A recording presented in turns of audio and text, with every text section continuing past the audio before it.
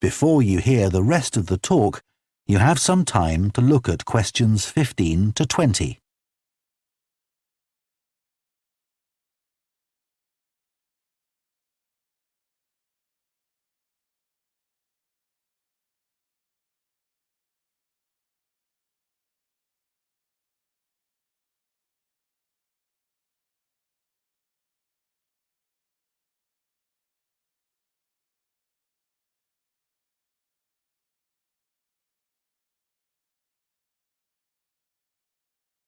Now listen and answer questions 15 to 20. So next on the agenda is proposals for improvements to the recreation ground. Councillor Thornton again. Well, since we managed to extend the recreation ground, we've spent some time talking to local people about how it could be made a more attractive and useful space.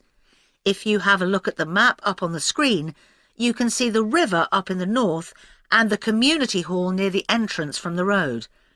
At present, cars can park between the community hall and that line of trees to the east, but this is quite dangerous for pedestrians, so we're suggesting a new car park on the opposite side of the community hall, right next to it. We also have a new location for the cricket pitch.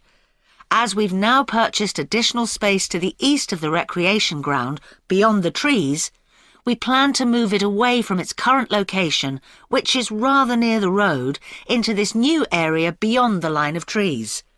This means there's less danger of stray balls hitting cars or pedestrians. We've got plans for a children's playground, which will be accessible by a footpath from the community hall and will be alongside the river. We'd originally thought of having it close to the road, but we think this will be a more attractive location. The skateboard ramp is very popular with both younger and older children. We had considered moving this up towards the river, but in the end we decided to have it in the southeast corner near the road. The pavilion is very well used at present by both football players and cricketers. It will stay where it is now, to the left of the line of trees and near to the river, handy for both the football and cricket pitches. And finally, we'll be getting a new notice board for local information, and that will be directly on people's right as they go from the road into the recreation ground.